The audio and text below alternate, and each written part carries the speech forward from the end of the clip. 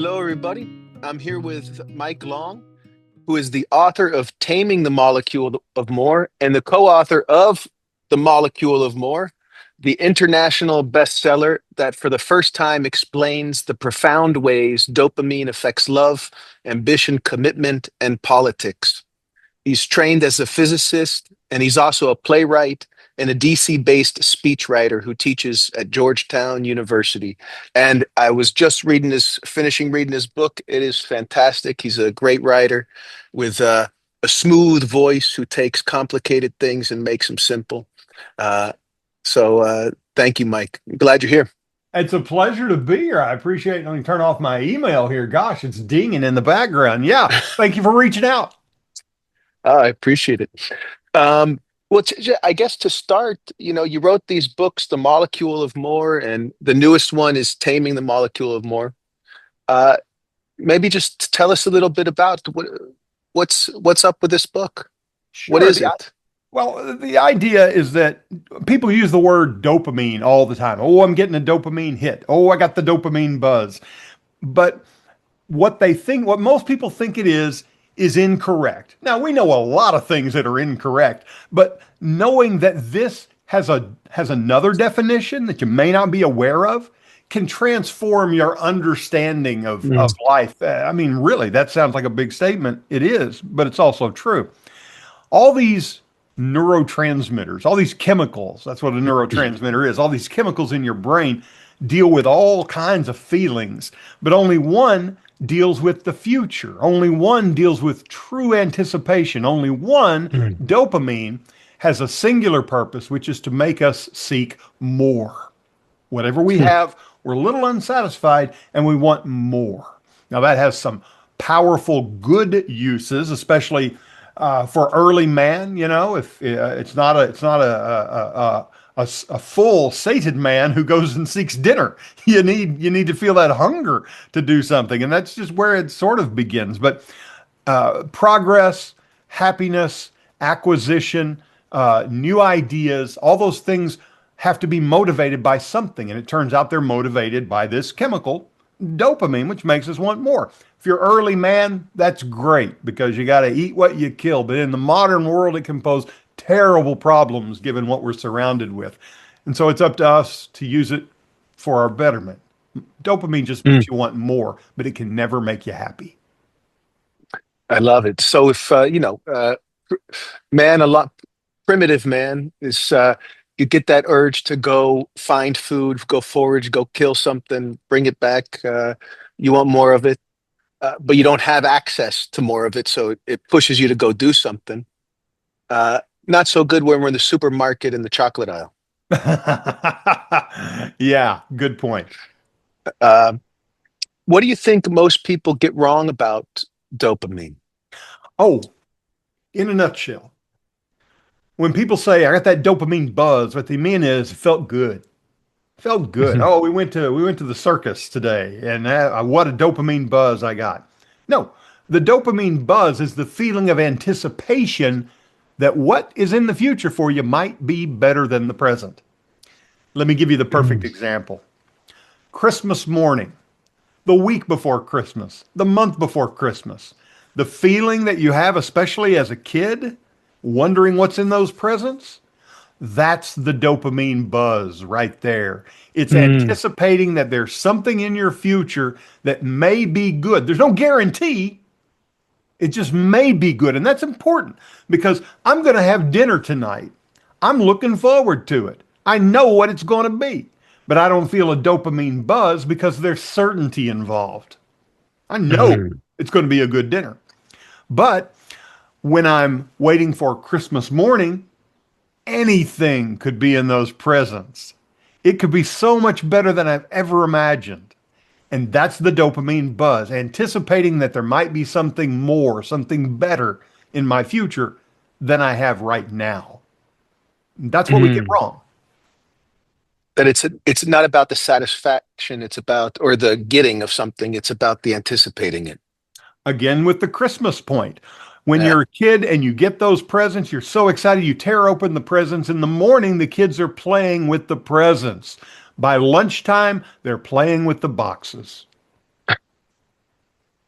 And why are they playing with That's the true. and why are they playing with the boxes? Because the boxes can suddenly be anything. Oh, this can be a spaceship. This can be a fort. It can be a dopamine. This, I wonder what else this could be. It's a crude analogy, but it's right there. Once you know what's in the present, the dopaminergic anticipation is gone. It's Mm. gone. That's why you look forward to that first date. And by the 10th date, you're wondering, I wonder if I'll meet somebody else tonight while I'm out with him or her. You talk in the book. One of the most fascinating things to me was this difference between, I think you called them passion dopamine and control dopamine. I'm Right. not sure if I'm remembering the words correctly. Control and desire dopamine. Yeah. Control and desire dopamine. How do they function differently? What? Sure. Uh, Desire dopamine. Well, first, I don't think this matters to people, but it matters to me. So I have to do this. There's only one dopamine molecule. Okay. Okay. But it works in three different systems. Mm. We're going to concern ourselves in the realm of behavior with only two of them, control and desire. The third one has to do with physical motion. And that's why if you Google dopamine, you get a lot of hits on Parkinson's disease. Dopamine is key to that motion Mm. associated illness. We're not going to worry about that because it doesn't affect how we feel. But now we have in our book, we talk about control and we talk about desire. The best way to understand them is desire dopamine, the system in your brain that gives you the desire dopamine experience, is an early warning system. It's looking for anything around you, visually, aurally, even feel or taste or smell. Anything that is unfamiliar, that is out of the ordinary, that is what we're going to call salient. If I look around right now, I don't notice the photos on my wall, the posters, because I'm accustomed to them. But if there's a hole in the wall or a blotch of red paint somewhere, or a bug, I'm going to notice that because it's unusual. Dopamine's desire system looks around constantly to say, is there something unexpected out there? We better go check it out. And this flows from early man whose brain said, I have to keep you alert for anything unusual because it might hurt you or it might be useful. Mm. And that lives on today. The world has evolved. I'm not going to get attacked here in my office, but early man might have gotten attacked in his daily life. And though the world has changed, the brain has not. Now, the other system is the control dopamine system. And that says, hey, got the alarm from you that something might be worth checking out. How are we going to do it? And control is the thing that makes all the plans. Hmm. And they work together, They did do you work say? together. They do work together. Let's go through an example. Let's say that we're talking about dinner again, and I'm thinking about, oh, what do I want to have for dinner? I don't know what I'm going to have for dinner, and I'm excited. Let's go down that road. What can I have for dinner? What can I have for dinner? Well, I need to figure out what the possibilities are. And if you think about it on a systems level, if you really dig down and think of step by step, like stupid, crazy, detailed way to do it, you go, well, I know I could go to Burger King and I could get a hamburger and French fries, and that would cost $8. Or I could go to this restaurant I know over here that has this chicken sandwich I like, and I could go get that, and they deliver. So they could come to my house. What I can do is I can plot out various alternative futures. Now, we're just talking about dinner. We're not talking about robots, but they are various futures. And we're going to call that mental time travel. I can Mm. play out various possibilities, compare them and contrast them with another part of my brain, and then say, well, I think I'm going to go with the Burger King because I'd like to get out in the car. I might stop while I'm out there and see something I haven't seen before, dopamine, as opposed to going over here to get the chicken sandwich and having them deliver it to my house. That mental time travel is one of the things that control dopamine does. And if you think about it, that explains a lot. That's a big deal. We don't just, what is the mechanism of imagining and planning itself? I just told you. Dopamine is what allows us Mm. to do that. And without dopamine, you couldn't figure out what it is. In fact, this is what imagination itself is when it's writ large. I might want chicken, I might want a dinner, and I have to figure out that. But what if I want to go to the moon? I got to figure that out. How do we get to the moon? Dopamine. Dopamine allowed engineers to think through possibilities that did not even exist. And when they figured out problems and solutions, and they realized the solutions themselves lacked certain mechanisms to move through, such as, oh, I don't know, mathematics or quaternions, which had to be worked out in mathematics in order to go to the moon and figure out the orbits. Somebody had to use that dopamine control circuit to go, how are we going to do this? What might it be like? Let's play out this option, this option, this option. Dopamine gives us that power, all triggered by the desire system, which is this tripwire out here that says something is missing. Go get it. Don't you want more? Mm. Something's missing, something's wrong, or I want something. Desire's the motivation. Would you say that then the control dopamine comes in and says, let's plan, let's figure this out, let's imagine? You got it. Precisely what's going on is the possibility that something could be better. Now, Mm. what you ought to say to me at this point is, well, Mike, you just said danger. That's not I was that that that's was not my better. question. But the thing is, if there's danger out there, I'll be better if I face it because it might hurt me. So I'm Mm. looking constantly. Dopamine is constantly looking for an opportunity to be better for you, for something to be more. In fact, just more than what you have, more than what you have, better than things are right now. And the problem with though, let me dig Yeah, on. please, please. Here's where if you're listening to this podcast and if you're not listening to it, then it doesn't matter, does it? And now we're in ontology. So, but if you're listening to this, you're probably wondering, that's all very interesting, Mike. Not very, but okay. But Mike, how does this affect my life? Well, dopamine is the thing that makes us unhappy with the way we're living. For instance, and this is the best example I know, Gero. Isn't it funny how the business person who can most afford a beach house is the least likely to sit out in front of it and watch the waves? Mhm. Those people have high dopamine activity. They don't enjoy the here and now so much. Instead, they say, I wonder what else I can get. I wonder what more I can have. They don't go to the beach and swim or play tennis or just sit in a chair. They go to the beach and they sit in the chair with the book open, figuring out, well, what are we going to do tonight or tomorrow? They like the feeling of anticipation, which is not the same as experiencing it. Looking forward to a date is one thing. Enjoying the activity of a date is another feeling entirely. The whole of the brain is about living in the here and now. Consumatory behavior, except for one chemical, dopamine. And yet that's where we spend all our time, anticipating. Why do you think people scroll through the phone? It is not because it's fun to scroll through the phone. It's because that dopamine buzz says just below the bottom of the screen, there might be something cool. And the irony, my friend, is that when you find that cool thing, you go, neat, I wonder what's next. And you're back in that dopamine loop. And this is the problem that we face with dopamine right there. It makes us look ahead and not stop and enjoy. The first book right here explains the science of what I just said. This book says, okay, now you understand. Here's how to live in the moment. Maybe you could give us some highlights from the second book, the newest one, Taming the Molecule of More. Um, how do people work at living in the moment? That's such a great question.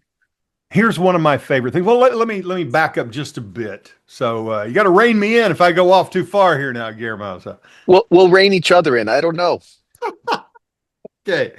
Um, the reason dopamine is a problem is it denies us the present. It denies us the present. Mm. For example, You and I are talking right now. In fact, people who are listening should know we sat here and talked for 15 minutes before we even started recording. We were just having a good time. We had a good time. I know you had a good time. And Absolutely. it was fun. And yet if I said to you, give me some details about what we talked about. And we talked about rock and roll a little bit. I don't know, but we did it for 15 minutes. But we enjoyed it. And we don't remember it after it's over. Boy, that's a big thought. We enjoyed it while it was happening really deeply, but we don't remember it. Mm. That tells me that when we're in the moment, we better enjoy it, because that's the majority of life. You better enjoy it while it's happening and not think about what's next.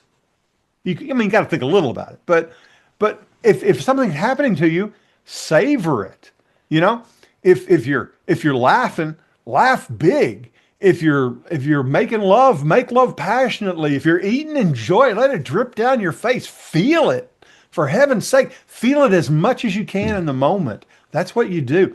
And to do that, and we can go on and on about this, but to answer your question, how do we enjoy the here and now? And more importantly, how do we push away that constant dopamine pull toward things that we won't enjoy and won't make us happy? We want things that might make us happy, and most of the time they don't.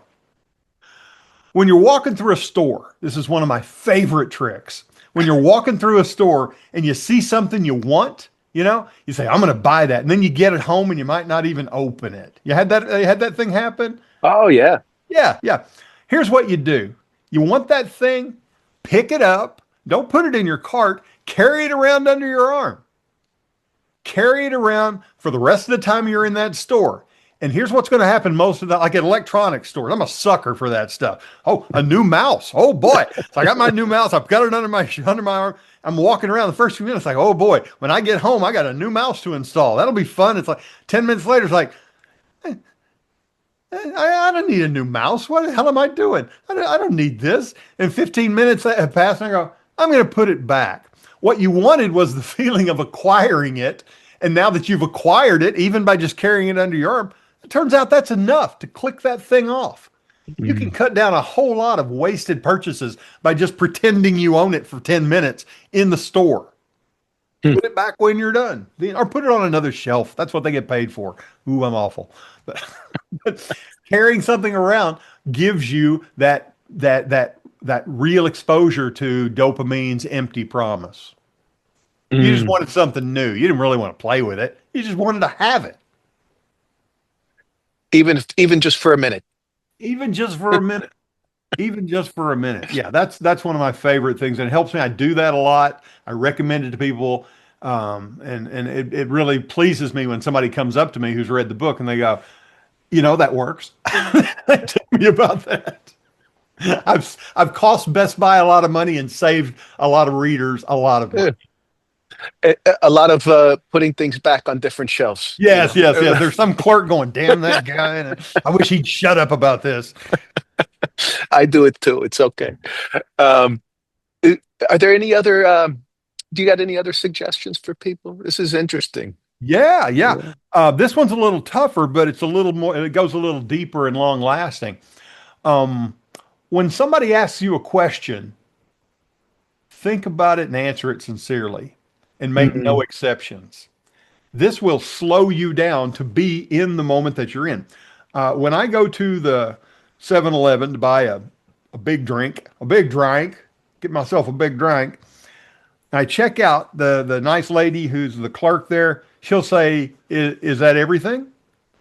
And instead of just going, yeah, fine, I stop. I really do. I'm weird like that. I go, is that everything? Do I want a piece of pizza? Do I want a cookie? Do I need? No, this is everything. This is everything.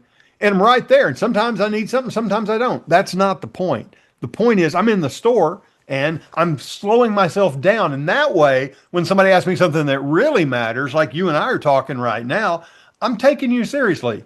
When I'm here with you, I'm just here with you. And you ask me a question and I think about it and I remind myself, and some of the questions you're going to ask me, because I'm being honest with you now. Some of the questions you ask me, I've had asked dozens of times. But when you ask me, Sure. I go, okay, let's think about it one more time fresh. Let's think about it one more time fresh. Because I'm with Guillermo now. I might not be with Guillermo again, but this is going to be fun. I'm going to enjoy this interview because this is how I'm spending my time today. We're going to be here for Mm. a long time, me and you talking. So I better enjoy it instead of just going, I better get this done. No, if this is where I am, let's enjoy it. You teach yourself to Mm. stop in the moment and be aware. And people talk about mindfulness, and those are useful things. And meditation, and that's a useful thing. But the easiest way to do it is to simply respond in a thoughtful way by telling yourself something as mechanical as say the question back to yourself. Pause. And where I learned that was doing stand up years ago. Yes, Really? from a comedian who told me who when I was doing crowd work. Everybody knows what crowd work is now these days, I think. So I'm on stage and somebody would shout something out and I would respond and we'd go on. And after I got off stage, this guy said he's an older comic and he said, "Here, let me give you a hint." He said, and now everybody knows this in comedy, but I was just learning. And he said, when somebody asks you a question, stop and repeat it so everybody in the room can hear it. He said, a lot of times you don't even have to have a comeback because it'll just be funny to hear it isolated. And if it does need a comeback, you will have thought of it in that little time. And he taught me to slow down while I was in a high pressure situation on stage. It makes a big difference. It works in daily life. And again, that's a way to push away that dopamine attraction, that dopamine anticipation in favor of living in the moment, which is the only thing we have. Mm. I find that so useful. Instead of, I need to answer this, how do I answer this? Let me get it right. Whatever's going on in your head, that anticipatory, I would call it anxiety, but that anticipation, it's just sit with the question and answer it as genuinely as you can. It's, it's a beautiful way to put it, Mike. It beats What a back the practice if you anxiety could too. do that. Yeah, it's calming. When I teach public speaking and presentation, among other things, at Georgetown, Mhm. and when I'm doing that, sometimes I'll coach. I'm here in Washington, so I do a fair amount of coaching with folks, as you can imagine. And one of the things I tell speakers who are terribly nervous is I say, walk up there slowly to the podium, let the applause die, do whatever, just walk up there slowly, and when you get there, don't start immediately. Arrange your papers, look around a little bit, whatever you're going to do. Then, when you're ready, start. The first time you do it, it's terrifying. The second time, it's a little less. After a while, you understand the lesson I wanted to impart, which is, oh, I'm in charge now. I can do Mm. anything I want up here. Anything, anything. And they're going to sit there and listen. I got power now.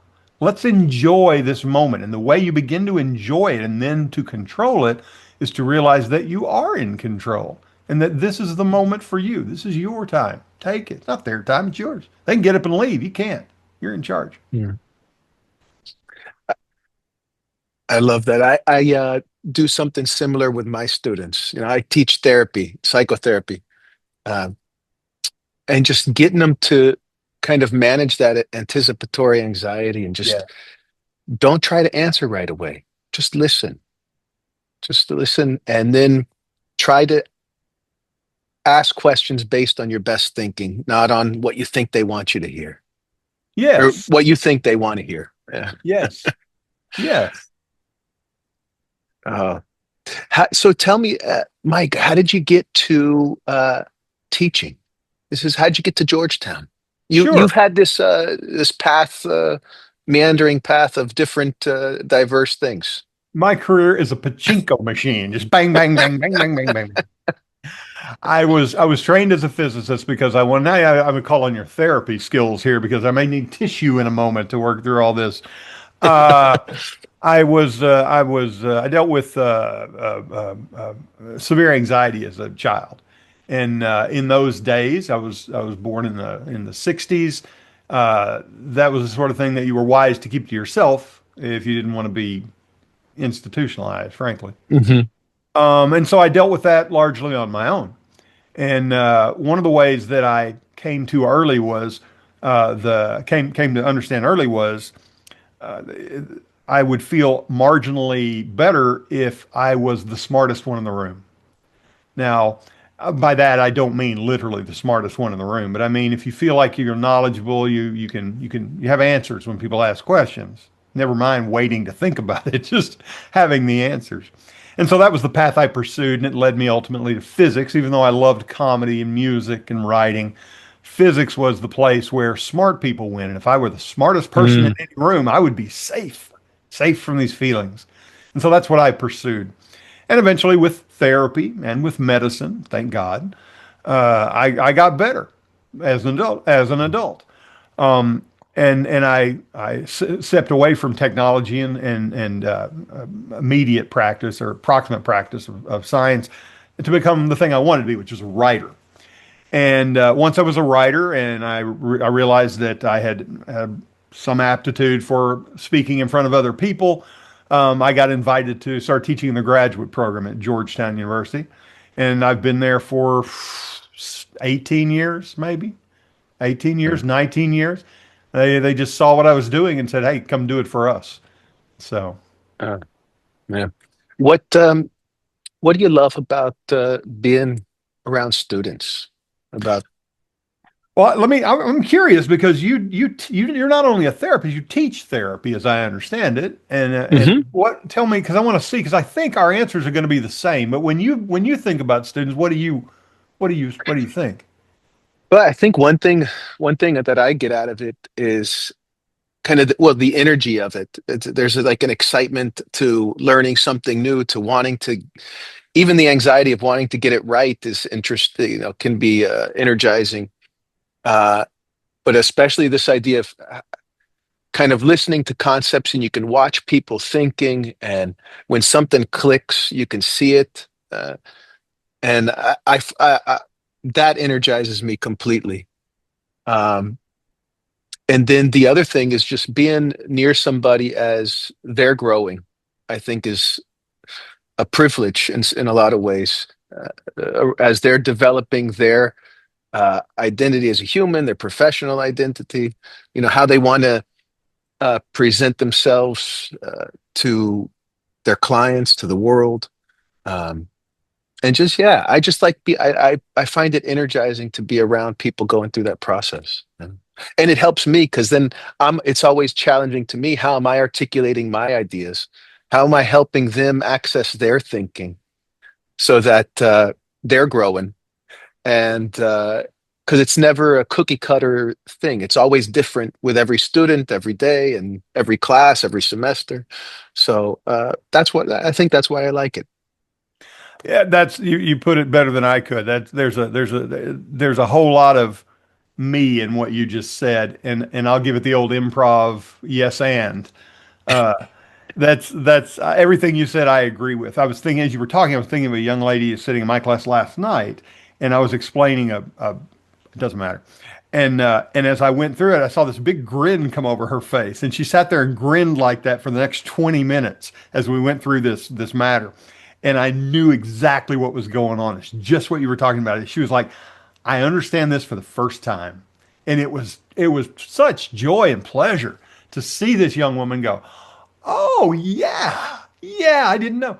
So for me, the hook for me as a teacher and a seminar leader and a coach, more not a lot of one-on-one coaching, but mostly going to places and corporations, Mhm. is that I like to set up a bar for myself, and I'll say not every session, but when I was younger and cockier, I would say I'm going to give you something that you can use today, and you can make money with it, and it'll make your job easier. And if I don't, I want you to call other people in this industry and say, "Do not hire Mike Long."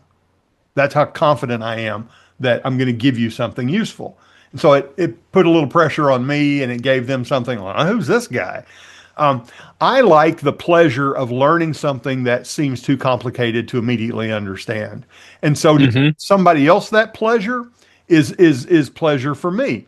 And so what I've done, and this is the thing that set me apart and I don't mean that in a boastful way to the extent we can't, but I mean, of course, I'm bragging a little bit, but this is what I've tried to build my education practice around is you don't,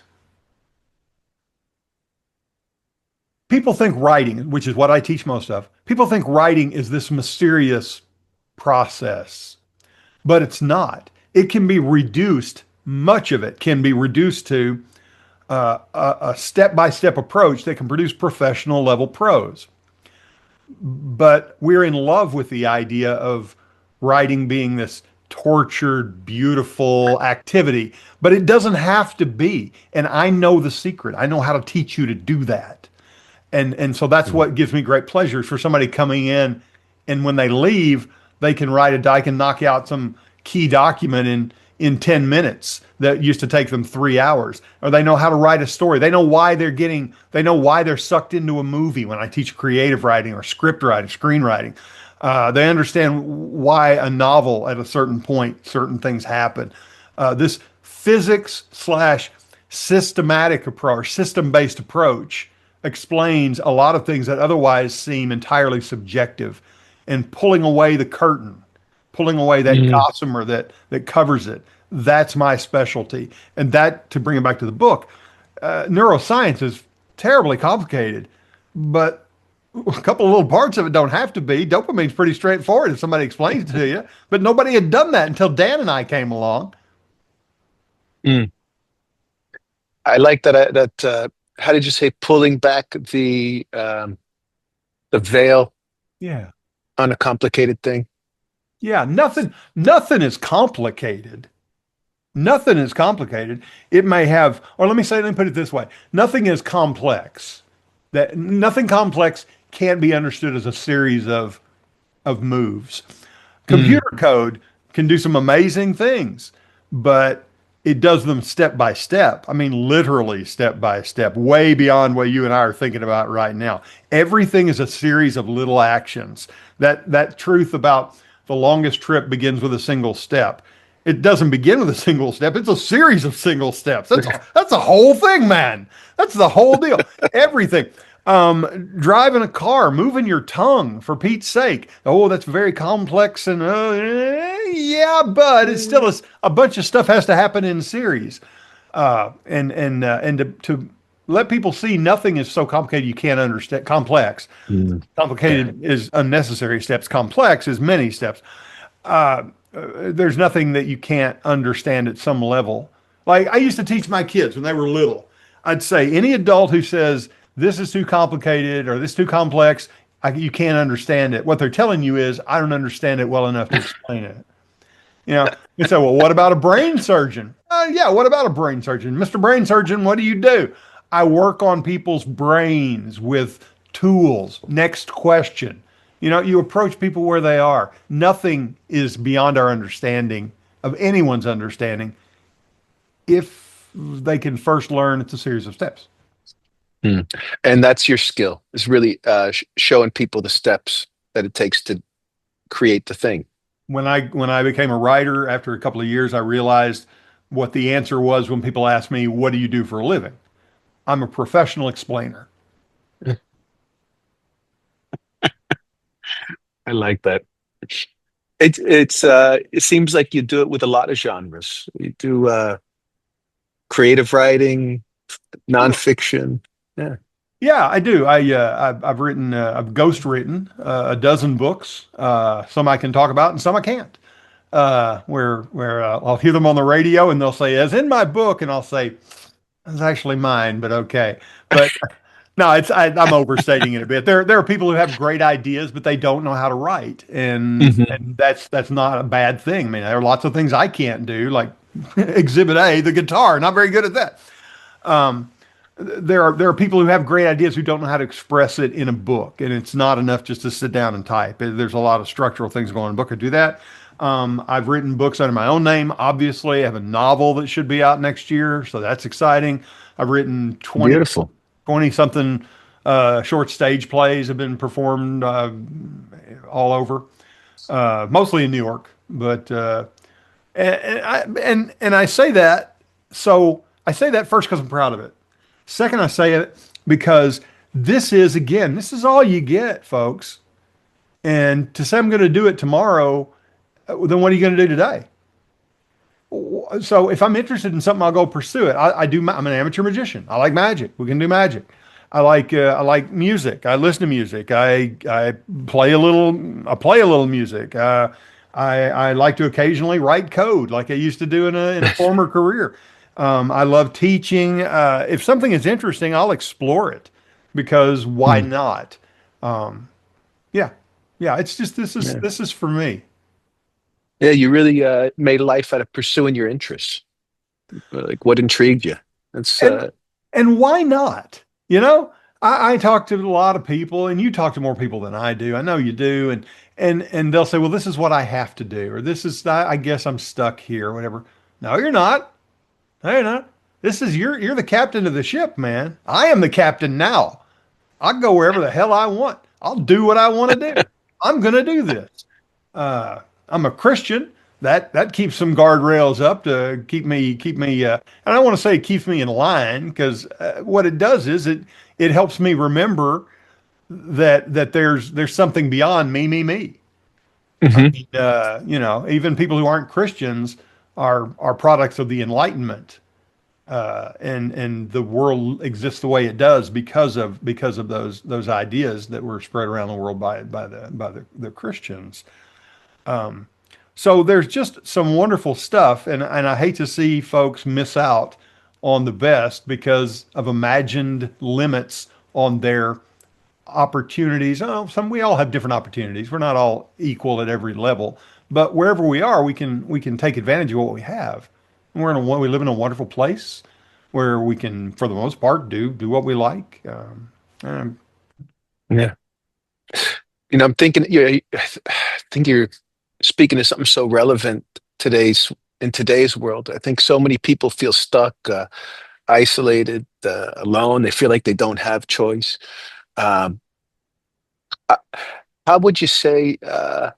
And yet everybody's on their cell phone, on social media, getting less happy. Um, how does that relate to this dopamine thing? This idea of kind of people getting more and more isolated in some way. yeah, dopamine is also the key compound in addiction.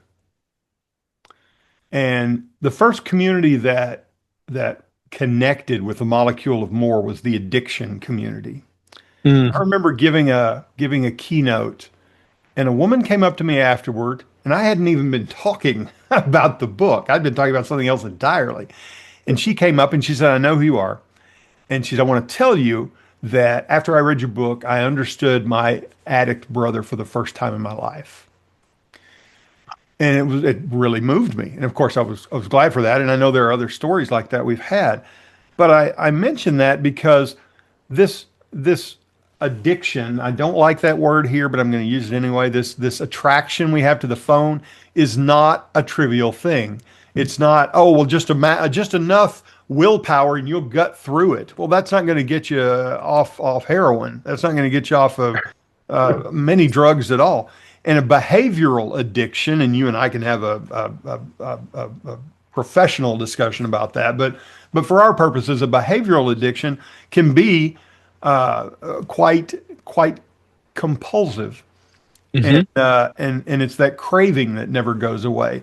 But we can begin to fight it without medication. I'm not down on medication. I take medicine every day. It's good. But I'm saying, what can we do right now to deal with this dopamine addiction? And we can recognize when we are in a moment during which dopamine is pulling us towards something we don't have. I can enjoy whatever I have here. I have a pair of AirPods here. That's fun. I can enjoy these, or I can go online and look at what the next version might be next year. And a little bit of that's fun. I like looking forward to it, but not at the expense of never enjoying these and taking them out and putting them in my ears and listening to the sweet rock and roll. You know. Mm. So if I have a meal, I want to enjoy the meal because the thought is going to be, what are we going to do after dinner? What are we going to do? Are we going to have dessert? Are we going to go somewhere? Something going to happen? What's it going to be? Instead, I'm here with this meal. I'm going to enjoy the meal, which brings us back to where we were at the start. Why not enjoy the moment you're in? And that brings us to the problem of how do you even do it? How do you fight that dopamine pull? And I believe, and I talk about this in Taming the Molecule of More, excuse me, that this, I've talked so much about pleasing yourself in the moment, but in Taming the Molecule of More, I say that you can do all these little tricks that I have in Taming the Molecule of More about how to deal with the dopamine problem in terms of your attraction to serial dating or boringness in long-term relationships or compulsive shopping or gambling or gaming, whatever it is. But even if you solve all those things, that living in the moment is not going to be as satisfying as me makes it out to be. And that leads us to this. You need to spend some of that time in the here and now that adds up to, ironically, more. And what I recommend is the idea that Viktor Frankl talked about, the great psychiatrist, Viktor Frankl, and that Socrates talked about, or sorry, Aristotle talked about. And that is the things we do that matter are going to be things that we are good at, things that we enjoy, and simultaneously things that go beyond ourselves, or in other words, that advance the virtues. Now, I'm not talking about virginity. I'm talking about the virtues, things like knowledge or justice or truth. And when I say justice, I'm not talking about pursuing social justice, although if that's your thing, God love you, go for it. I'm saying that you can live a satisfying and important, and by important, I mean reaching beyond yourself, life by being the lunch lady.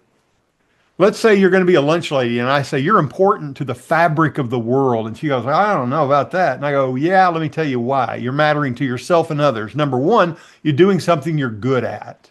I can't do what you do. I'm not a good cook. I can't cook all that food, but you do it, and you serve it up. Number two, you like it. Yeah, I do like it. Yeah, you do like it. Number three, it matters to other people. Well, I don't know about that. I do. Those kids, whether they're the orphan child coming through sadly through the line or the kid that just is having a little kid day, you make them feel good. You're happy to serve that food up, and you put it in their plate, and it's like, oh, the lunch lady, she's nice. And at the end of your life, you've spent your time doing something you enjoyed, doing something you were good at, and doing something that mattered to other people. It doesn't have to change the world. Good God, get that out of your head. If we just take care of ourselves and each other, all this big stuff goes away because everybody's taking care of it at that point. Now, I'm not minimizing injustice and the challenges people face just because of the color of their skin or a thousand other things. Oh, did I lose your audio there? No, no, no. I'm not disputing all those things, but I'm saying there's only so much that 99% of us can do. And if we were to do that, we'd all be better for it. Why not? Why not? You say, well, I'm an electrician. That doesn't work. Oh, yes, it does. I'll bet if you're an electrician, you're good at it and you like it right off. And then number three, well, how does it help people? Well, it helps a guy like me because I ain't touching that stuff. You know, I need to call you. You come in and I'm having this conversation with you because some electrician a few years ago came in and built this room and wired it up. That's a service. That's a virtue. Look at the things as they exist, step by step. You have to look at the granular level, and you find that the things we do that otherwise seem plebeian and completely normal are in fact the very fiber of what allows us to have the glorious existence that we have. We stand astride the world like gods, Guillermo. Gods. I wrote a piece for USA Today several years ago about the grocery store. And I said, if you took a king from 100 years ago and took him to the grocery store, he would tremble and drop to his Look at it. Here's food that you can have for pennies from all over the world. How can that be? And anyone can have it? This is a Mm. wonderful, beautiful world. And we all have a little part to play. But dopamine pulls us toward, oh, wouldn't you like to have that new thing? Wouldn't you like to have a little bit more? Yeah, I would, but I really like to enjoy what I have right now, thanks. You got to work at that shit, man. You got to work at that. Mm. Yeah, dopamine keeps telling you that the present isn't enough, that what you have isn't enough. You just nailed it. Yeah. I think you're speaking to, we kind of answered a question that came up for me when you were talking about for you, it's Christianity. For somebody else, it might be something else. Yeah, That desire uh, molecule needs to, or that the desire itself needs to attach itself to something, is my intuition, that there has to be something a little deeper that you desire that drives the forward movement or that drives the ability to be in the present. that's right. That's right. I'm fond of saying I'm the world's lousiest Christian. But not the way God measures it. I'm pretty good on that front, but the way everybody else measures it is like, wow, you even call yourself a Christian? Get away. And I say that to say this is there is a hole in us and it has to be filled with something. And I am not here preaching Christianity. Hmm. I'm here to say that if you follow this very simple idea that you make yourself happy with something you're good at while serving other people, and make sure that definition's broad about serving other people, you are going to feel better. And you are Mm. going to be better equipped to push away the creeping, depressing desire that dopamine brings you that can never be satisfied. Dopamine, here's a great way to think of it. I was in New York last weekend, and favorite city in the world, man. Love to be in New York. You're walking through the village, and there'll be a guy standing. It's almost always a guy, by the way, big guy standing out in front. Standing out front there on well, you're there like there by the comedy cafe there. And all these there'll be other guys standing on the corner. Comedy show, comedy show, comedy show. Guys from Comedy Central, guys from the Tonight Show, and they want you to go in. I guarantee they don't even know who's on the bill that night. Their job is just to get you in the room, and maybe they know who's on the bill, but they don't know the act. You know, there's like, this is going to be a good show. Trust me, it's going to be a good show. That's dopamine. Dopamine's job is to go, oh, good grief, man. There's something great ahead. You better go get it. How's it going to feel? Never mind that. It's going to feel great. You just need to get in there now. And that's how people feel, as you know from therapy work. That's how people Hmm. feel who are addicts for a long time. So, oh man, as soon as I get it, it's going Hmm. to be okay. And but as you've heard, I'm sure, is that somebody who's hooked on a drug wants that drug, and as soon as they get it, the first thing they want is more of that drug. It just they want more, and that's what dopamine does to us in terms of experiences. Mm. Mm. I find also that one thing that humans are really not good with is uncertainty.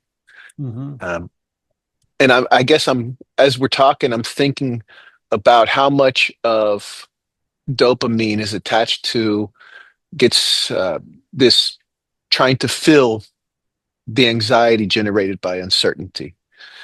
Uh, I think you said it in the beginning. It's what's going to happen or what can I get? Something like that. Let me give you an example.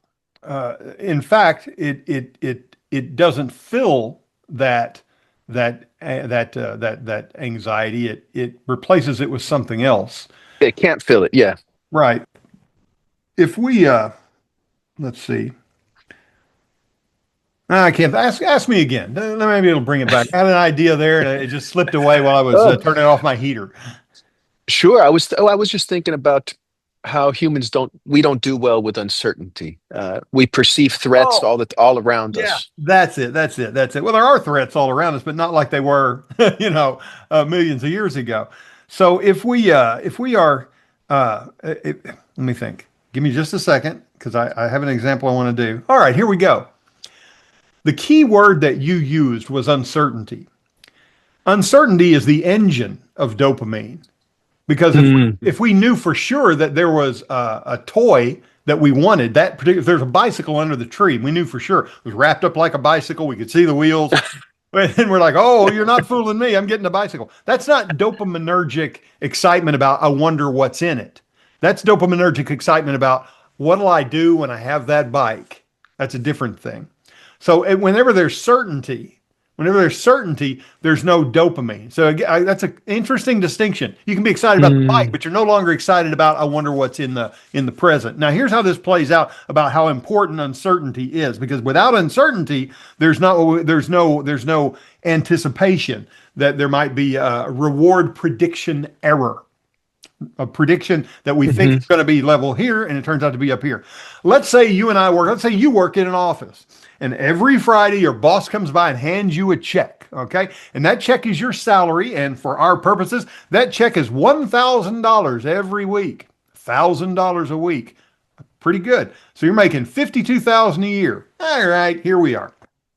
You get that check, and what do? Well, like most people, you put it in your pocket or your wallet or your purse and you go on.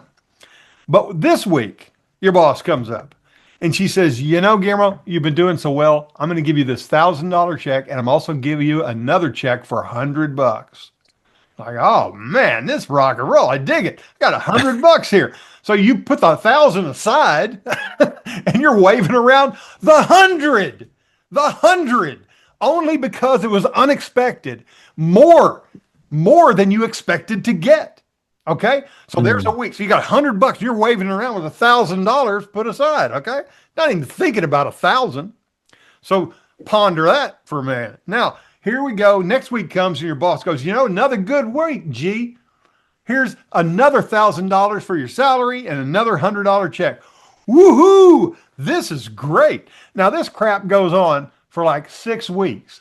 By the seventh week, you know what Guillermo's going to be doing? $1,000, $100, boom, you put it Mhm. away. It's the certainty that takes away the dopaminergic thrill, the anticipation week after week after Mm. week. And it doesn't matter, and this is the crazy twist. If you don't think it's crazy to be happier for 100 than 1,000, which is nutso banana pants right there. If it doesn't matter how much it is. If you make $10,000 a week and they give you 1,000, then at the end of 6 or 7 weeks, that extra 1,000 doesn't matter Mhm. to you. One of the people who's a fan of our book is Miley Cyrus, and she talked about she was very kind to us, and she talked about it on the Howard Stern show and some other places. Very nice. I remember Oh, anyway, cool. that was very exciting. And Miley Cyrus said, "You know what? I go in front of audiences of easily 100,000, 200, 300,000 people." She said, "My heart doesn't even race anymore." Mm. She said, "I can jump out of an airplane and yawn." She said, I've experienced the biggest excitement there is, and now I'm accustomed to it. It takes insane things to get me excited. And Mm. other people have said that too. Rainn Wilson talked about this after the Office ran. He said, "I was in the middle of the Office. I was one of the biggest beloved TV stars in the country, and all I could think of was, really? How come I'm not a movie star? Shouldn't I be in movies?" So he started making movies. Okay. It's the certainty of something that dulls it, like the Mm. $1,000 versus the $100 check. It's the uncertainty, the possibility that there's something bigger and better in our future that kicks that dopamine off. And the more we get used to something, the more it will take to stimulate us, just like it does for drugs. If you take a certain dosage, eventually your body brings up that set point. So it takes even more to get Mm. the same amount of high. And that's why it kills you. That's why it kills you, as you and I know. Because if you have to take more and more to get just the same effect, eventually you'll take too much and your body can't handle it. And the thing that never goes away is the craving part. The craving part. We can deal with a lot of things. And in fact, there's a whole other conversation to be had about the effect of GLP-1s on that other part. Um, Mm. it may be it's the first drug that has actually impacted craving. There's a possibility the GLP-1s will be the path to the end of addiction, but that's another problem. But we understand that possibility because we understand things like dopamine and the mechanisms behind it. Mm. That's a great description and explanation. Do you think that this always wanting more, that this dullness that comes with exposure over time, Miley Cyrus was saying that nothing gets me excited anymore. I think we all have versions that happens in relationships to people. Um, I'm wondering if the maybe not I don't know if solution is the right word. The antithesis to that, the solution to it is what we were talking about earlier, having kind of pursuing value. You were talking about finding something you're good at that you and pursuing truth, pursuing some kind of value in relationship to other people. I wonder if it takes that to overcome something like addiction. Well, I am not like you. You're a therapist. I'm not. You may be a psychiatrist. I'm sorry if I haven't addressed you as Oh, doctor, uh, no, counselor. counselor. See, I'm an enthusiastic explainer who's studied systems. So I don't want to comment specifically on the nature of addiction and its Oh, treatments. I didn't mean I don't mean addiction technically and with drugs. I just mean this idea that we all get addicted to behaviorally in certain ways to trying to keep the anticipation going.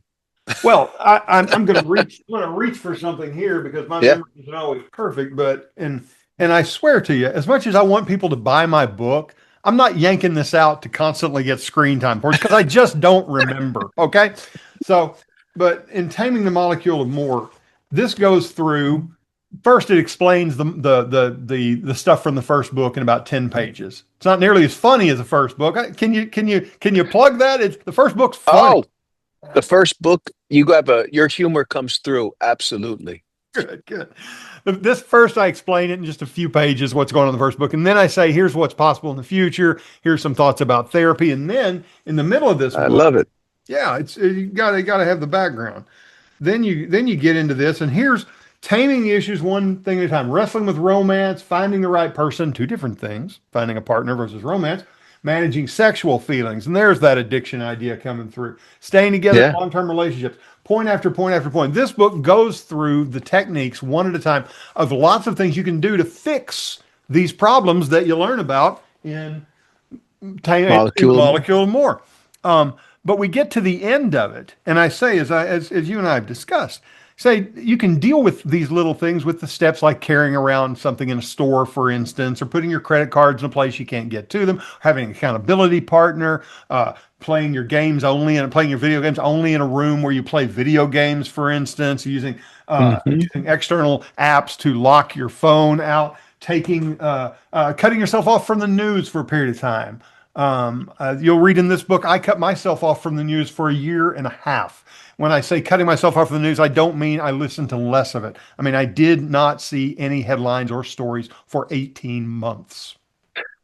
You There, know, there are things you how can do. did you? Yeah, no, I appreciate it. And whoever's listening, go buy Taming the Molecule of More. Well, yes, Uh, yeah, please do that. Yeah, yeah. One of the things I did that I started doing this year was keeping my phone in another room at night. You know, good move, smart yeah, move. it's been really got an alarm clock instead of using my phone as the alarm and all that. Yeah. Uh, Found it very useful. How did you get into? You talked about your anxiety as a kid and kind of how you managed it, for better and for worse, I would imagine. How did you find your way into writing about dopamine? I've given up telling a creative shrouding of the story, and I've just gone with the truth for a long time on this. Um, so I don't want to diminish. Well, you can tell Yeah, yeah, yeah. I'm noodling up to this. Dan and I have been friends. Dr. Dan Lieberman and I have been friends Okay. for a long time, and we are, as you can gather from our conversation, complete nerds. We don't go to ball games. We don't go fishing. We don't do fantasy football. We get together and talk about AI and philosophy and Tesla, and that's what we do. And we were doing this over lunch all the time. And Dan said, there has to be something else for us to do besides eat. And so we said, of course, I was writing books at the time, as I have been for a long time. And he said, I'd like to write a book. You think we could write one together? Yeah.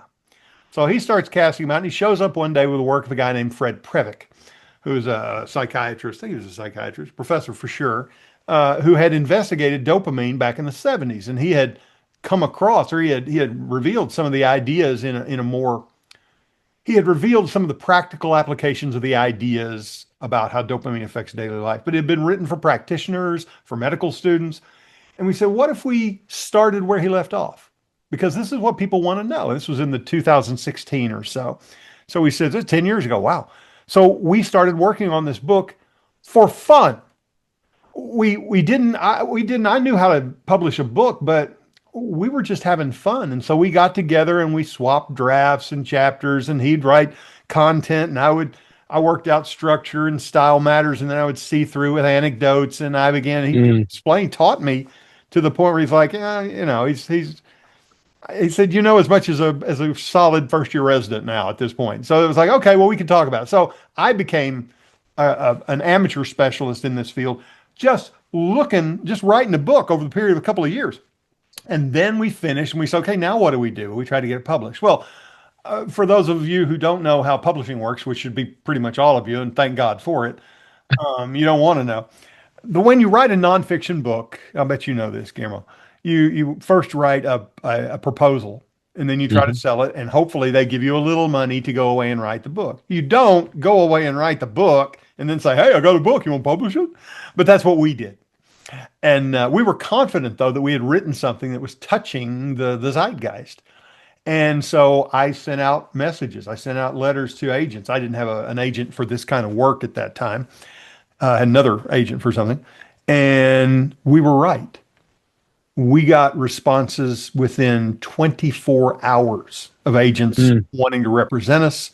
And we had signed a contract with an agency in New York, the Harvey Klinger agency, within a week. And they took the manuscript as is. And then it gets interesting. Again, our agents took it and hit a wall. The big houses turned it down for one of two reasons. They said, this is too sciencey, no one will read it. The others said, this is too poppy, there's not enough science. So we ended up, our agents took it to some wonderful folks down in Texas, Ben Bella. And the Ben Bella folks said, we understand what you're doing, we'll do this with you. So Ben Bella bought the book and went to press with it with effectively no changes. And to this day, it's in 24 languages and has sold 1 million copies around the world. Beautiful.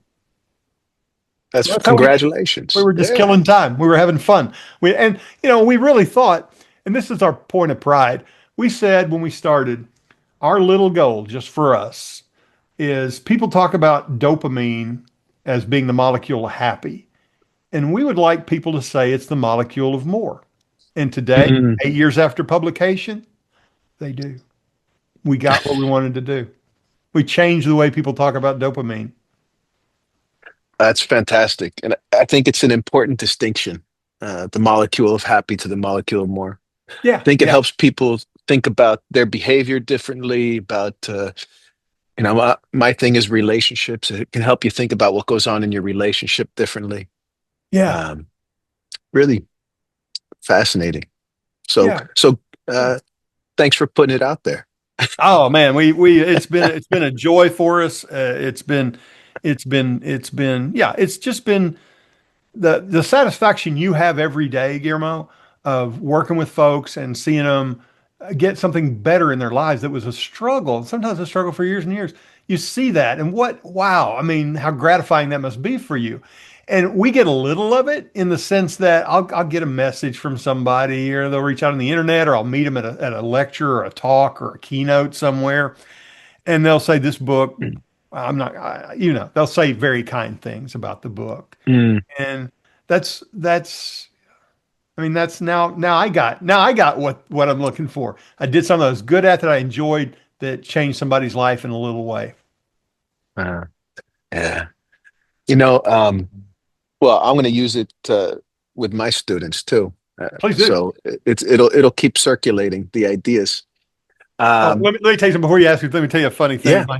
My daughter, my daughter is a professor at University of Nebraska in Omaha, and she was dating a young man, and he went to his therapist, and he was talking about whatever they talk about with a therapist, and he said, this girl I'm dating, her dad wrote this book about dopamine, and the therapist reached behind herself and go, "You mean this?" This one. Yeah, Did she stay with him or did she dump him after that? I think they broke up, but but I sold the Okay. book. I love it. You know, I there's knew you'd nothing like like it's fantastic. There's nothing like writing about something or teaching something to really learn it. You said how you became like an amateur expert at this. I find when I'm writing about something, if I really want to learn something, I write about it or I figure out how I'm going to teach it, you know. Yeah, and I don't want to scare people off with that word amateur. All I'm saying is I don't claim the credential. Yeah, These yeah, the yeah. big the science is Dan's, Dr. Dan's. Dan's one of the leading, like consistently named one of the top psychiatrists in Washington in the United States. He's brilliant and to match up what he does with the way to express it from a systems oriented mind that spends many hours a week in front of people trying to make them understand. That's where my skill is, and that's why the book has resonated with so many people. It's Mm, it has changed lives, and I make no apologies for bragging. It has helped people. uh, absolutely. Never apologize for bragging. Yeah. Well, we're happy. It's brought other people help, and it's brought us some a little bit of profit and a whole lot of pleasure. Beautiful. You have one kid or you have more? Have three children. Have twin girls, and a son. My son's a nurse. My other daughter is my son is a nurse. My one daughter is a chemist who's now a stay-at-home mom, and the other is a doctor in American history, and she teaches in Nebraska. Wow. You did something right, you know. They did. Well, you did too. Thank you. Um, yeah, absolutely. And my wife gets a little credit too. So after Yeah, all, she well, had them. So she's not here. she's upstairs in her office. So yeah. Uh, how did you meet your wife? That's an interesting. I'm always interested in how people met. Sure. When I was in high school, my first dream was to be a DJ on the radio. And that's how we met. I had a teacher in high school who was instrumental in my interest in science, and he knew I liked radio, and he was a partner in the local radio station. He said, "Let me make a call." So I ended up working at the age of 16, working board shifts in small town radio, and I did this until I was in college. And this Wow. turned out my friends quickly figured out this was a place you could bring your dates, and it would be unusual, and you could hang out for free. So a friend of mine brought my wife, Julia, his girlfriend at the time, to the radio station. And after they broke up, we started going out. Uh, it's a great story. So you were in high school running like a radio hour or just No, no, I did. I was the only part timer at the station. If there was an empty shift, I did it, except during school oh. hours. But yeah, I worked nights, man. I'd come in and that radio has changed so much. This was an old AM FM, a daytime or AM Hmm. as they called them, and an FM station that went off at 10 p.m. So I got there early in the evening, and I would run the AM until it went off the air, and then I'd take over and then shut down the transmitter, write down everything, and then go over and take over the FM on the other side, which was a gospel FM during the day and a rock and roll FM at night. So the devil's music, rock and roll. And so, of course, I dig the rock and roll, man. So I was a rock and roll DJ over there at night. And then on the weekends, I did the shifts and blah, blah, blah. I went to another station, did all that. So, yeah, long, long radio background. and I still do voiceover work and occasionally, and I actually narrated the audio book for that through Brilliant. Oh, I'm a book narrator for Brilliance. So yeah, but despite the uh, accent, I actually have a bit of a radio voice sometimes. I was gonna say, is there a radio voice? Uh, Nobody wants to hear the silly radio voice, but I can do it. and so you were in radio. Tell me a little bit about how you got into comedy. I know you were interested in it, but you wound up in physics. And how'd you get into comedy? Sure. Like I say, Woody Allen was the first person I read, and I was like, "Oh, this is something." And the comedy boom started here in the U.S. in the late '70s. Really, I mean, there were some fascinating things going on prior to that, especially in the '60s. I have a marvelous piece up here, a signed piece, just out of frame, signed by Michael O'Donoghue, who's probably not a well-known name, but in comedy, he's the architect of modern comedy through about Mm. the year 2000. He was the first head writer of Saturday Night Live. He was a very cruel man. But he wrote, this is the book I have on the wall. It's a book from the library of Dennis Hopper, actually. And he signed his own book and gave it to Dennis while they were working on a script Huh. together. So I was interested in it early on. And then Steve Martin really caught my imagination, like a lot of young kids at the time. And when I went to college, I thought other people are doing it. I can do this. So I wrote myself a little act and did a couple of shows in the dorm, downstairs in the dorm on record night. And I say, turn off the records. He's going to tell jokes. And then I won the Murray State University talent show in 1980 or 81 or something. I don't know. I won the whole school talent show doing stand up. And that was it. So I'd planned on going to graduate school to study physics. So now my goal was to find a graduate school that had in a town where there was a big comedy club.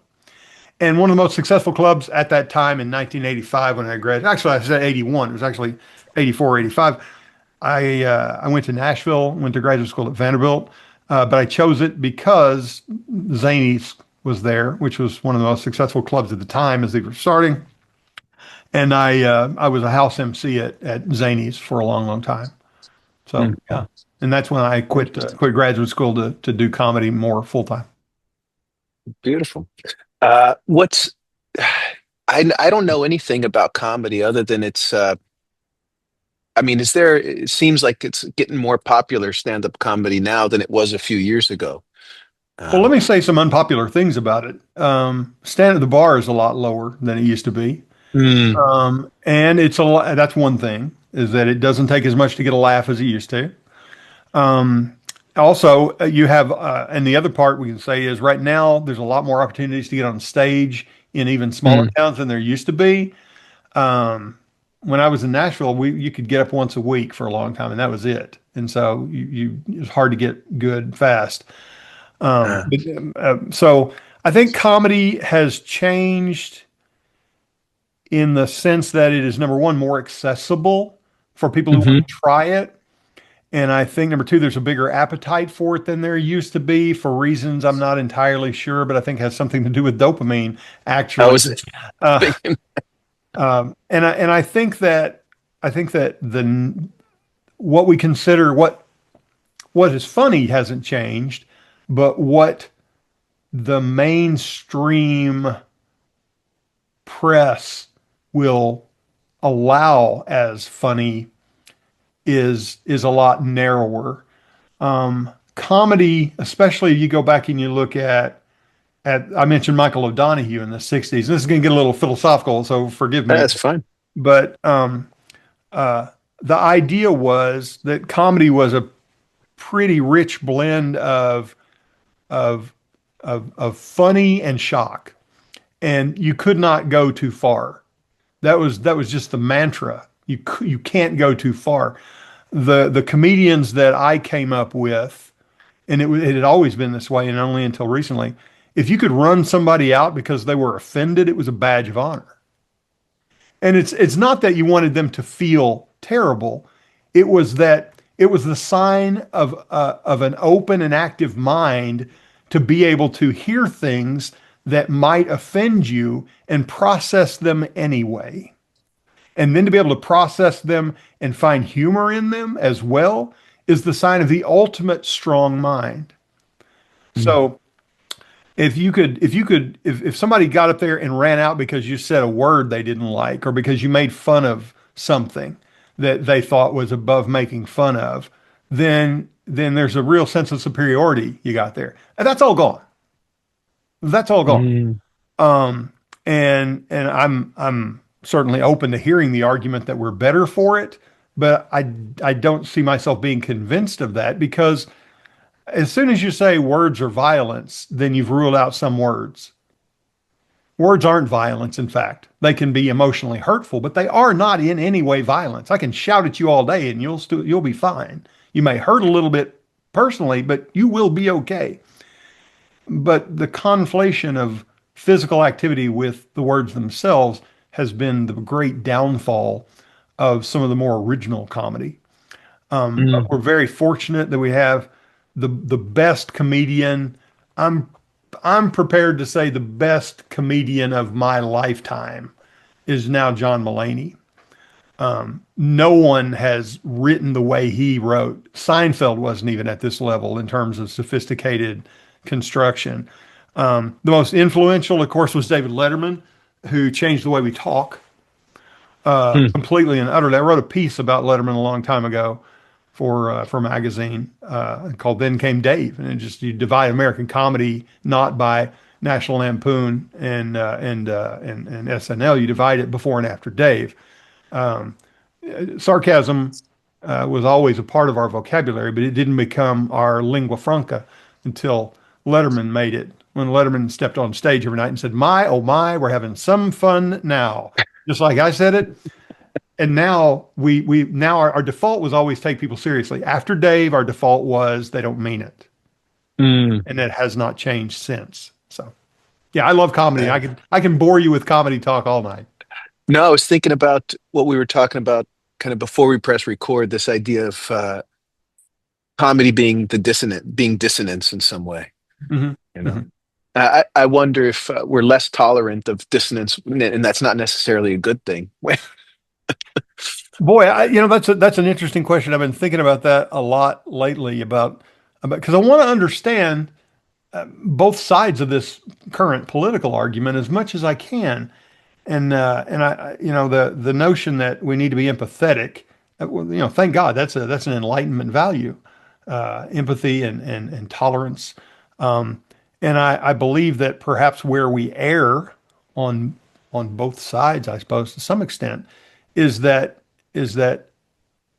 if all that matters is how you feel, then no feelings can be ruled out. And there are some, and they'll say, "Oh well, but there are some." Says you. Jerry Lee Lewis married his 13-year-old cousin 70 years ago. And people are like, "Oh, well, what are you going to do?"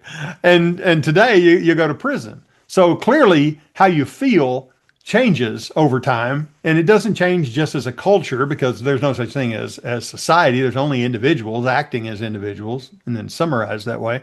So I think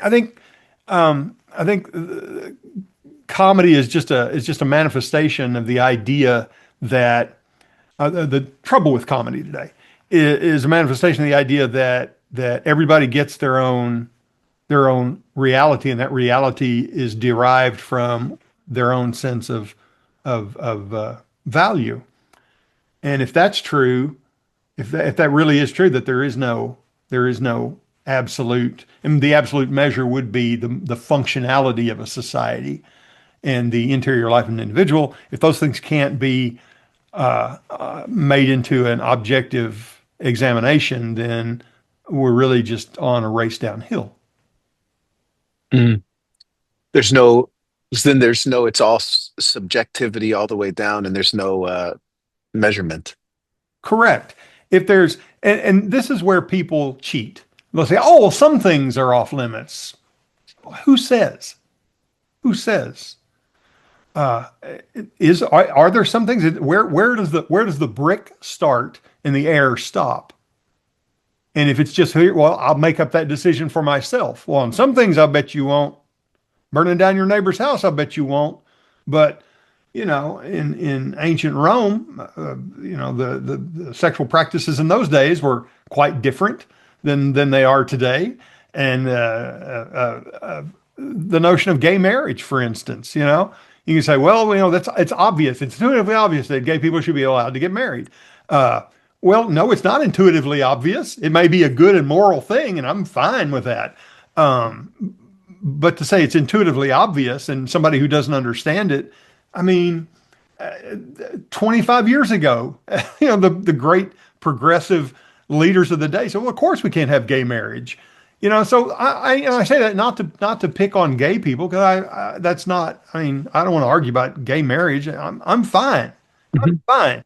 I'm saying that the notion that something is not only is the moral position, but if you don't agree, then you're wrong. Well, that's establishing a moral absolute right away. You can't say how I feel establishes the morality and then say, but your feelings on this are incorrect. Either everybody's right or nobody's right. You can't say it's all subjective and then say, but accept this absolute truth. Correct. Thank you. Thank you. That's all I'm saying is either everything is permitted or nothing is permitted. And Nietzsche's famous quote, "Without God, everything is permissible." That wasn't good news, and he didn't mean it as good news. Mm.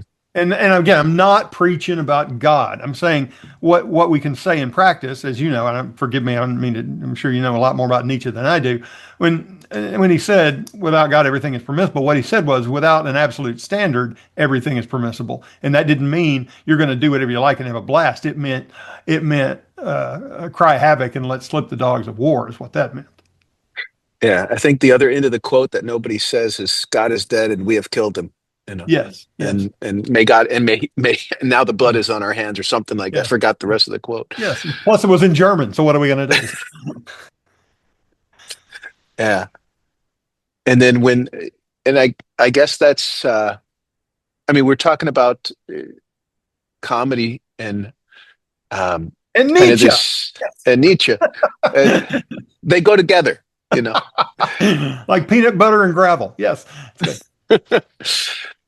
But yeah, just if this sensitivity to, if I'm hearing you right, one of the challenges with comedy is this uh, shift we have at collectively in our thinking that things being off limits, that everything's subjective, but and there's things we can't talk about, and there's a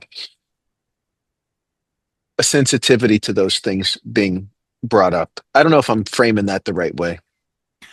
Well, if I understand that argument, and I certainly don't want to speak for those people. Let me see if I understand. One of the things I try to teach my students in writing is you need to be able to state the a position that someone holds in a way they'll recognize. I think the notion is that the world, their notion, people who hold this notion, I believe, is that the world is not organized, or the world is organized primarily through intersections of power and oppression, and that anyone who is in a position, a superior position to anyone else, forfeits the right to uh, profit from the people who have less power, and that this extends even to the right to engage freely with that other person. That even if you Mm. say, well, we chose to enter into this connection, this transaction, this relationship of our own free will, that even that is not permitted. Um, and we can think of that as, and then we wander off into the Marxist idea of false consciousness. Um, but I think the thinking about no punching down, as some comedy people say, is that if you have superior power, it is an exploitation of that power to do that, to talk about somebody who has less power. And the problem I have with the position is that it denies human agency, and it uses this handy catch-all of well, it's a false consciousness. You've been brainwashed by some structural problem. Well, maybe I have. I can't prove I'm not, but all I can do is act as a human agent. And for me to accept your thing is to place your agency over mine. Mhm. If I believe in anything overall, it's the notion of human agency over everything. Well, I'm with you on that, or else I wouldn't do what I do. I Yeah. wouldn't do psychotherapy. I wouldn't teach it. Yeah. I had a student the other day that was asking, "Does this really all come down to uh, people's capacity to make choice?" You know, and I was like, "That's actually pretty good. I think I Yeah. think in some ways it does." Yeah. Yeah, there's nothing there are lots of things we shouldn't do. There are lots of things we shouldn't say to certain people, but there can be nothing that we are forbidden from saying. Mm. Because then it becomes,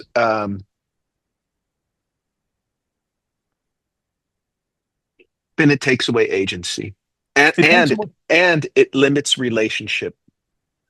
What can it- happen in relationship? that's right. Plus, it's just intellectually, it's an intellectual poverty. We don't better ourselves or our culture or our civilization by saying, okay, you can't talk about this because if you can't talk about it, you can't really think about it either.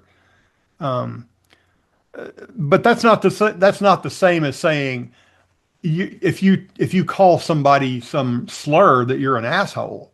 Yeah, you are, and you shouldn't You do are. that.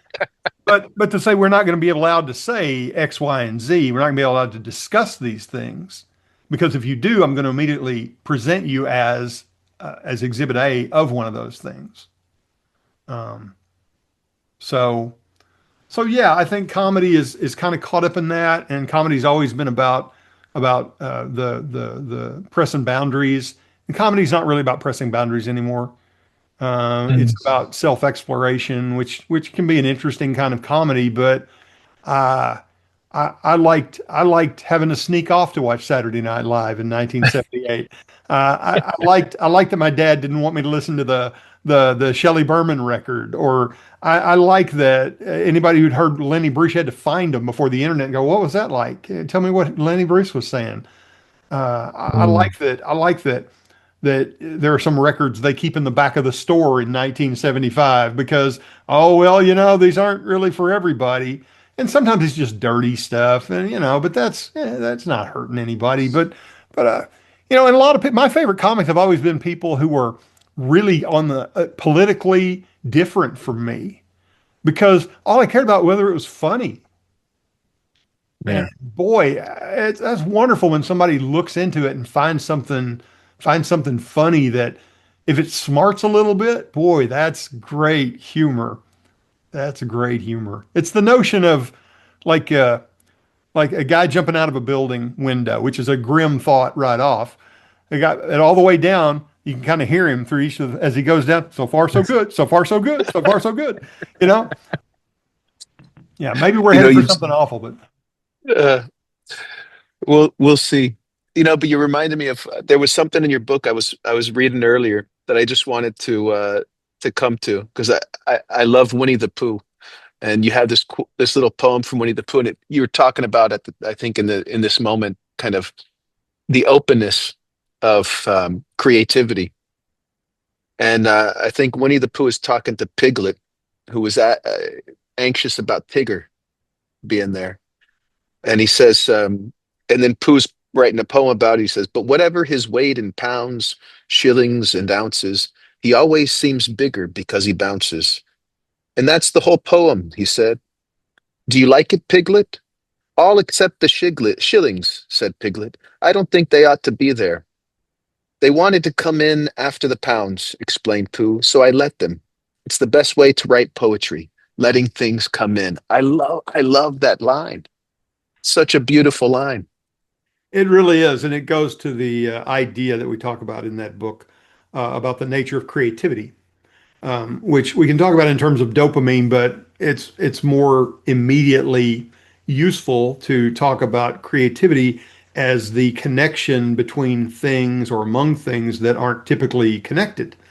Uh, and in that first book, and that by the way, my co-author Dan it loves, excuse me, Milne and Pooh, and that's where that came from. Is that something Oh, he enjoys?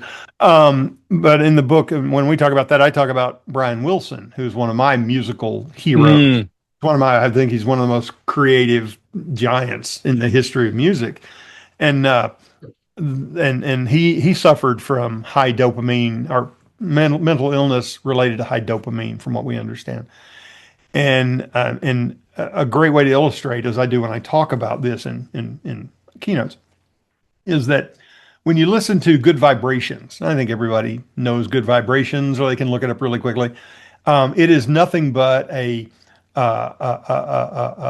stew of various musical styles and elements. It's a pop radio song,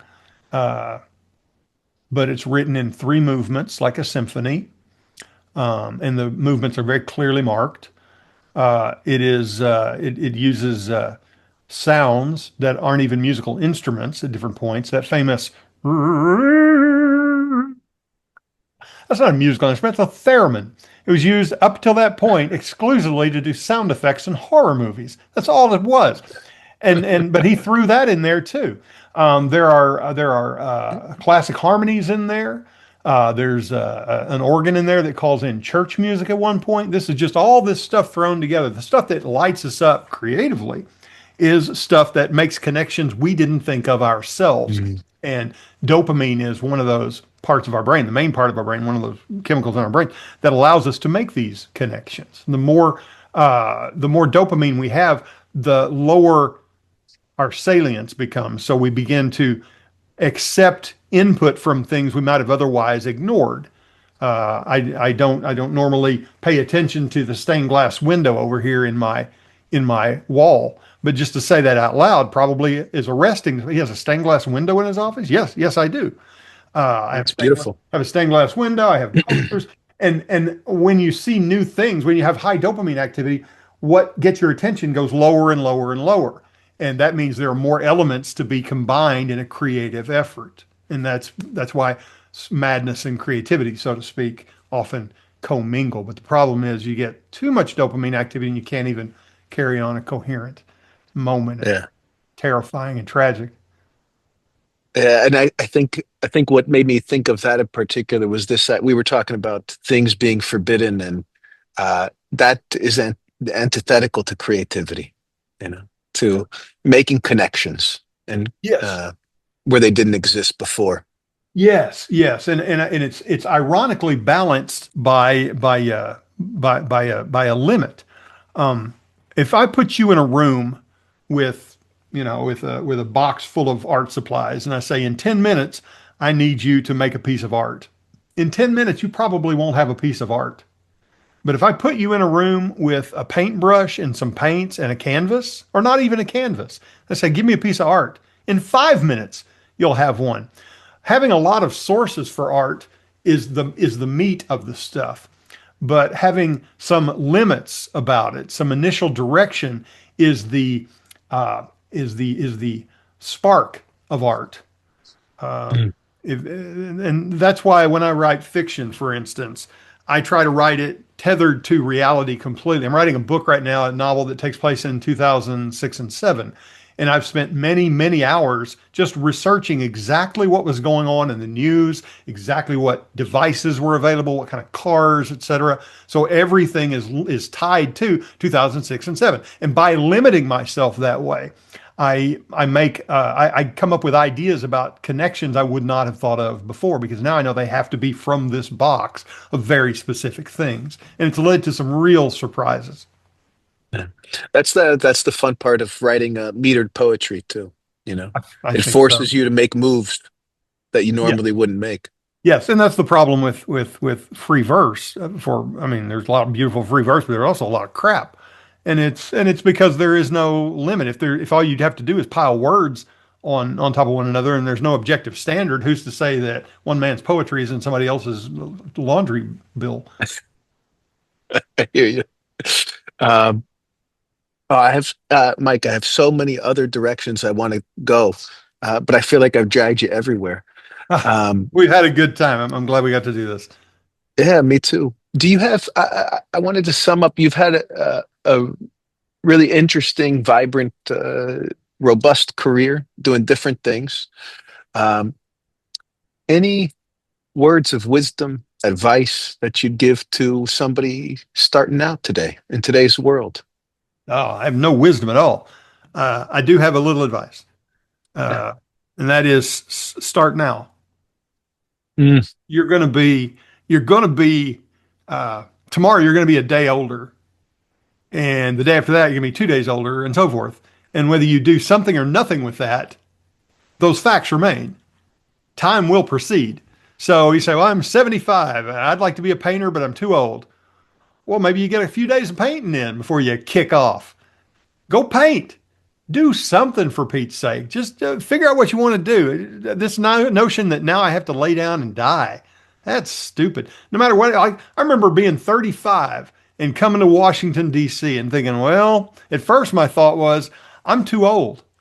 I'm too old to start a career over. Now that sounds ridiculous to me now, but it really was a burden at 35. And mhm. I was wrong. I could do something else. And that's true for everyone. If you want to do something, go do it because there's not going to be a better time. And if you're not ready, start anyway. I love it. Mike, I really appreciated your book, and I think I even more appreciate your passion for life. So, thank you for chatting with me. You're very kind. Thank you for having me. Check out The Molecule of More and Taming the Molecule of More, as my agent and publisher would want me to say. Available And wherever you buy books. Or and I'll put yeah, the website. Yeah. yeah, go up and I'll put the link to the website and the books in below. You're a friend. Th- Thank you. Thank you, Mike.